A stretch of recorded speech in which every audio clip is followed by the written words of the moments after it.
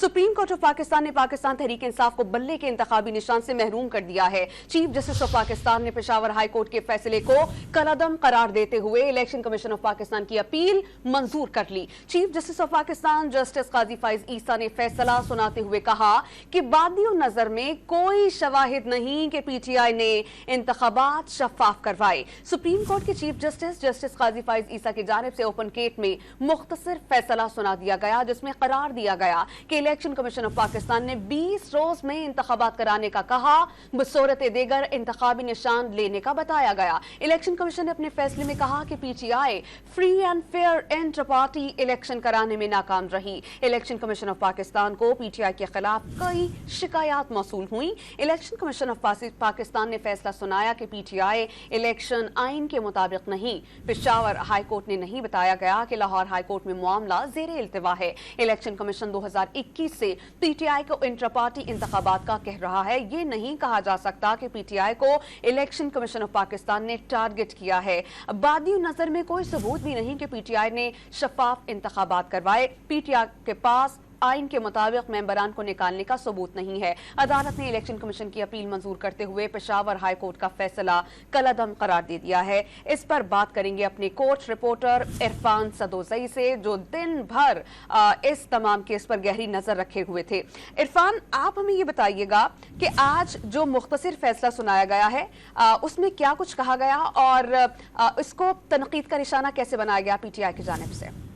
देखिए, सबसे पहले तो काजी फाइज ईसा ने ताखीर के ऊपर आने से माजरत की। तकरीबन 3 से 3.5 घंटे उन्होंने डेलिब्रेशन की समाअत मुकम्मल होने के बाद, और जब आके उन्होंने फैसला सुनाया तो उन्होंने ताखीर पे आने से माजरत की। और उसके बाद उन्होंने जब रेफरेंस उसमें कोट किए तो उन्होंने कहा कि पाकिस्तान तहरीक इंसाफ की एक जो दरख्वास्त है वो लाहौर हाई कोर्ट में पेंडिंग थी, और इसके बावजूद उन्होंने पेशावर हाई कोर्ट में फैसले को चैलेंज किया। और ये उनकी सबसे बड़ी जो कानूनी गलती थी। इस बुनियाद के ऊपर उन्होंने कहा कि जब एक हाई कोर्ट में फैसला चैलेंज हुआ हो तो दूसरे हाई कोर्ट का फैसला काबिल कबूल नहीं होता। उन्होंने कहा कि मुल्क में जमहूरियत है और ये आमरीत के अंदाज से मुल्क आगे नहीं चल सकता और पार्टियों को भी अपने अंदर जमहूरियत लाना होगी। उन्होंने पाकिस्तान तहरीक इंसाफ का जो इलेक्शन कमीशन के साथ जो भी तवील जो उनकी बातचीत हुई और जो वहां पे फैसले हुए वो भी उसमें कोट किए कि इलेक्शन कमीशन ने 2021 में पाकिस्तान तहरीक इंसाफ को कहा कि आप इलेक्शन करवाएं, और फिर 1 साल की मोहलत दी। और उसके बाद भी जब इलेक्शन ना हुए तो 22 दिसंबर को इनको 20 दिन की मोहलत दी गई, और उसमें जब इलेक्शन हुए तो वो कानून और आइन के मुताबिक नहीं थे। और जब पाकिस्तान तहरीक इंसाफ को तमाम शवाहिद सबमिट करने को कहा गया तो उसमें बहुत सारी गलतियां थी, जिस बुनियाद के ऊपर इलेक्शन कमीशन ने उन्हें सर्टिफिकेट जारी नहीं किया। तो ये सारी जो चीजें थी ये आज इलेक्शन जो सुप्रीम कोर्ट ने अपने फैसले में ये पॉइंट्स नोट करवाए और कहा कि पाकिस्तान तहरीक इंसाफ जो है वो कानून और आइन के मुताबिक फैसला नहीं कर सकी, और जो इंटर पार्टी इंतखाबात थे वो नहीं करवाए जा सके। और पेशावर हाई कोर्ट में जो 14 दरख्वास्त गुजार गए थे उनको भी एंटरटेन नहीं किया गया, और पेशावर हाई कोर्ट की ये जो गलती है इसको भी मेंशन किया गया फैसले में।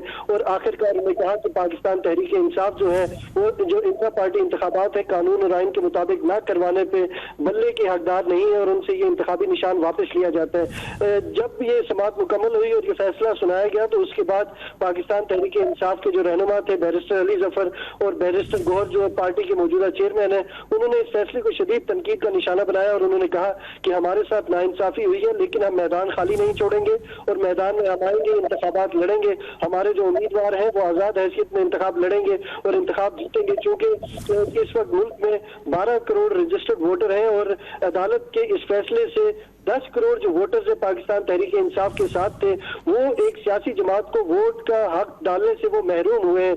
तो उन्होंने शदीद तनकीद का निशाना बनाया है सुप्रीम कोर्ट के इस फैसले को, और इलेक्शन कमीशन के हवाले से उन्होंने कहा है कि इलेक्शन कमीशन ने पाकिस्तान तहरीक इंसाफ के हवाले से जानिबदारी का मुजाहिरा किया है। जी इरफान सदोजई, बहुत तुंदो तेज सवालात किए गए थे अकबर एस बाबर से सहाफियों की जानिब से, कोई खातिर खा जवाब क्यों नहीं दे पाए?